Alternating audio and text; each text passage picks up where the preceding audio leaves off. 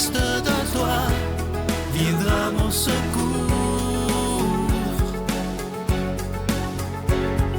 Viens semer dans mon âme le grain de l'amour. Je traverse un désert et je meurs de soif. Montre-moi le mystère qui garde la foi. Bon samedi 12 novembre à vous. Bienvenue à votre émission La Victoire de l'amour. On rejoint tout de suite pour sa chronique notre ami le père Stéphane Roy. Et à l'homélie, ce sera le bon père Emmanuel Zétino.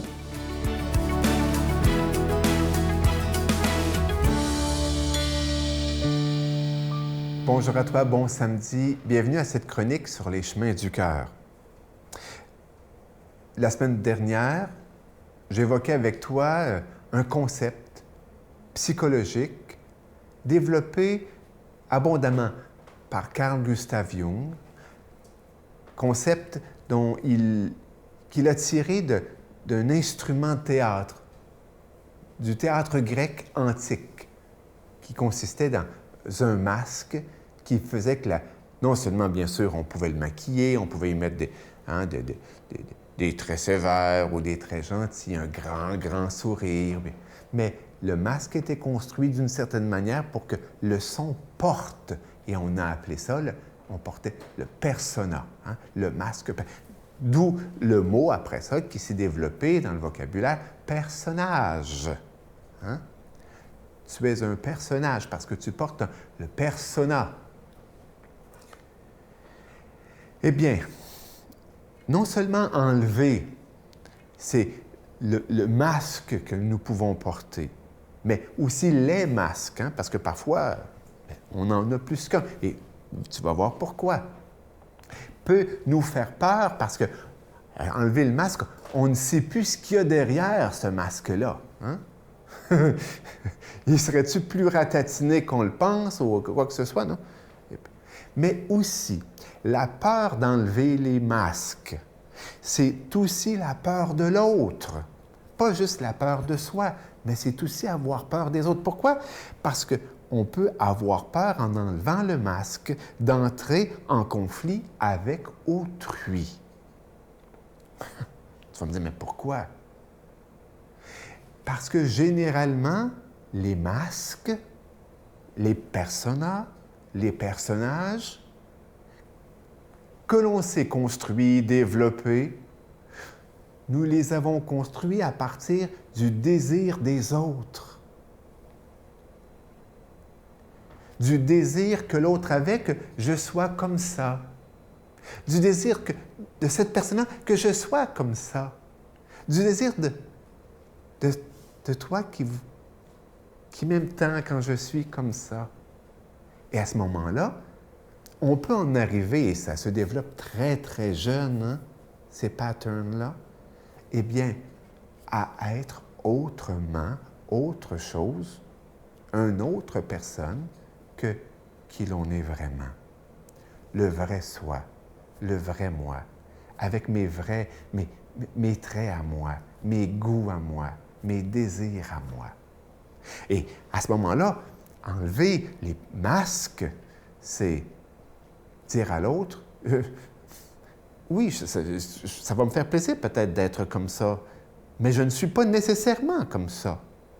Et ça peut entrer en conflit avec le désir de l'autre.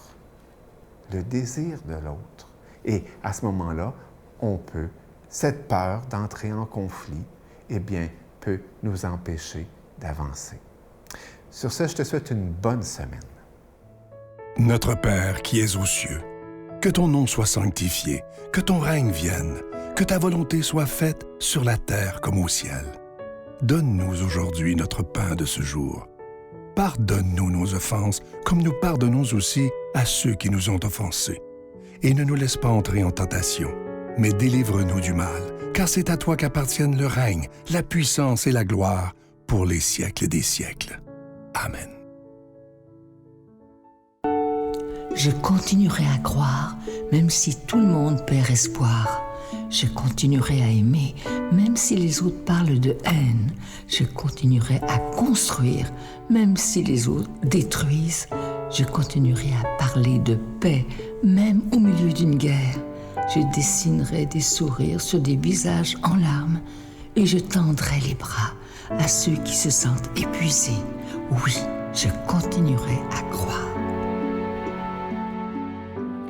Ah, je sais que ce cadeau du mois de novembre, vous l'attendez à chaque année avec beaucoup d'impatience. Ça fait des années qu'on vous le propose. Il s'agit cette année de l'Ange de Noël, collection 2022. Vous le voyez à l'écran. Il est absolument magnifique. Je pense que c'est le plus beau depuis qu'on propose l'Ange de Noël. Il est argenté, orné de petits zircons et il est en épinglette. Je vous rappelle que vous le recevrez avec un don de 25 $ et si vous en voulez deux, avec un don de 40 $ parce qu'on se prépare à faire les cadeaux de Noël, bien entendu.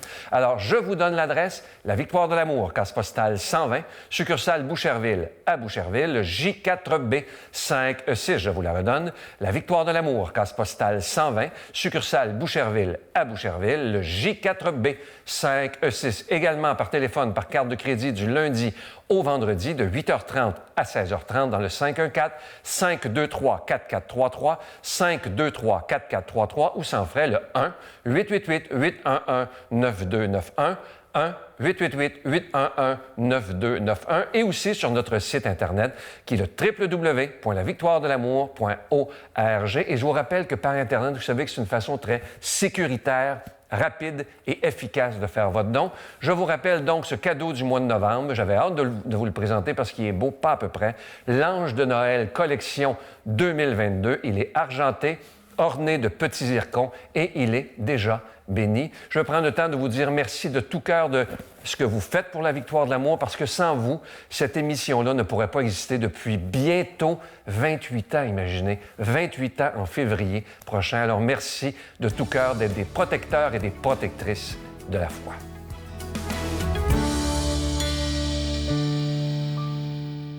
Mon Dieu, donnez-moi la sérénité d'accepter les choses que je ne peux changer, le courage de changer les choses que je peux et la sagesse d'en connaître la différence.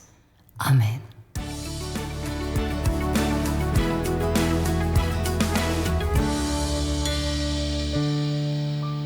Le Seigneur soit avec vous. Évangile de Jésus-Christ selon saint Luc. Jésus disait une parabole pour montrer à ses disciples qu'il faut toujours prier sans se décourager. Il y avait dans une ville un juge qui ne respectait pas Dieu et se moquait des hommes. Dans cette même ville, il y avait une veuve qui venait lui demander « Rends-moi justice contre mon adversaire ». Longtemps il refusa, puis il se dit « Je ne respecte pas Dieu et je me moque des hommes, mais cette femme vient me tourmenter. Je vais lui rendre justice pour qu'elle ne vienne plus sans cesse me casser la tête. » Le Seigneur ajouta, « Écoutez bien ce que dit ce juge sans justice. Dieu ne fera-t-il pas justice à ses élus qui crient vers lui jour et nuit? Est-ce qu'il les fait attendre?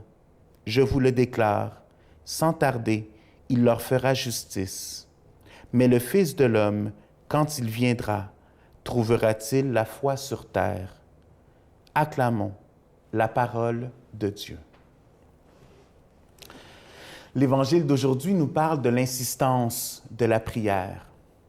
On pourrait voir ce dernier verset un peu comme un raisonnement fataliste de dire, bien, est-ce que l'être humain est capable de persévérer dans la prière? Est-ce que le Seigneur, quand il va revenir, va encore trouver la foi? Est-ce qu'il va encore trouver des personnes qui continuent à prier? Ou est-ce que l'humanité va juste cette année être fatiguée et laisser de côté cette prière incessante dont il nous parle jour et nuit? Pour aller un peu plus loin dans cette réalité de la prière et cette persévérance, aujourd'hui, je vais m'aider de 3 points, selon sainte Thérèse d'Avila, qui aide justement à avancer et à persévérer dans la vie de prière. Parce qu'on doit être honnête, c'est parfois difficile. Quand il y a des temps de silence ou quand on ne sent pas la réponse immédiate de notre prière, c'est là où on est tenté de se décourager et de laisser tomber. Mais en même temps, le Seigneur nous indique aujourd'hui qu'il faut persévérer. Alors, sainte Thérèse d'Avila nous dit, « En premier, restez déterminés, quoi qu'il arrive. Et on peut se dire, bien, c'est facile venant d'une sainte de dire ça. Peut-être que nous, dans notre humanité, on est plus fragile. Mais rappelons-nous tout ce que Sainte Thérèse a passé pour pouvoir arriver à avoir cette relation avec Dieu. Dans un petit livre qui est l'abécédaire de prière selon Sainte Thérèse d'Avila, on nous dit « La prière est comme un phare dans une tempête. Les bateaux qui s'égarent sont constamment guidés par une lumière scintillante afin d'atteindre en toute sécurité le port du salut. Il en va exactement de même pour chacun d'entre nous. Même si nous nous égarons, nous arriverons à destination grâce à la persévérance dans la prière, cette détermination déterminée. » Donc, prendre la décision de vivre dans la prière, c'est constamment avoir ce phare allumé, ce phare qui guide, ce phare qui nous empêche de nous égarer trop loin. Et quand ça arrive, quand nous nous éloignons, ce phare qui nous aide à revenir et à pouvoir arriver à bon port. En deuxième, elle dit « Priez comme boire de l'eau ». On nous dit souvent qu'il est nécessaire de boire de l'eau et parfois on trouve que c'est difficile de dire « Ah, mais j'en bois pas assez et tout ça ». Et ici, on nous dit, bien, si vous allez à la source, il faut prier comme boire de l'eau. Parce qu'une fois qu'on découvre cette source qui est le Christ, c'est là où la prière prend goût. C'est un peu comme quand on prend justement, par une journée chaude, un bon verre d'eau froide. On prend le goût, on voit qu'on est rafraîchi, on voit qu'on est hydraté. La même chose avec cette source qui est le Christ. Allons boire à cette source, prions comme boire de l'eau. La troisième, elle dit, fixez le lieu et le moment de la prière. Souvent, l'être humain a des pensées magiques de dire, oui, je vais faire les choses, mais si on ne les fixe pas dans le temps, si on ne les met pas dans le concret, c'est là où on a des chances de s'égarer et d'oublier ou de toujours laisser à demain. Mais si on le planifie, si on l'écrit, si on le met au concret dans notre journée, c'est là où plus qu'une habitude, ça va vraiment devenir une nécessité. Et dans les jours où on se sent moins motivé, ça va nous garder quand même dans la persévérance. Alors, d'une façon concrète, la question se pose à nouveau. Sommes-nous capables de persévérer dans la prière? Malgré notre faiblesse, que le Seigneur nous aide avec ces 3 points que je vous répète pour nous aider et nous guider.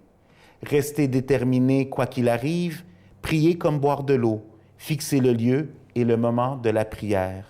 Je vous bénis au nom du Père, du Fils et du Saint-Esprit. Je vous salue Marie, pleine de grâce. Le Seigneur est avec vous. Vous êtes bénie entre toutes les femmes, et Jésus, le fruit de vos entrailles, est béni. Sainte Marie, Mère de Dieu, priez pour nous pécheurs, maintenant et à l'heure de notre mort. Amen.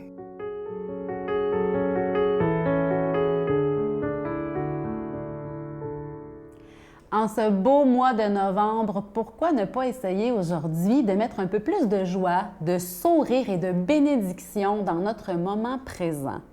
Hein, la lumière qui diminue, les journées raccourcissent, on a besoin de ces élans de joie.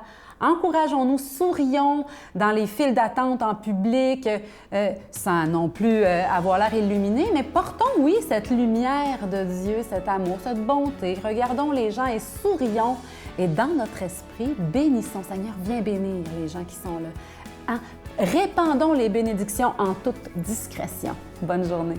On prend les choses trop pour acquis, tu sais, puis quand ça nous tombe dessus, on comprend pas. C'est une grosse crise existentielle qui s'abat sur nous, beaucoup de souffrances, beaucoup de questionnements. C'est par ta grâce que je peux m'approcher de toi. C'est par ta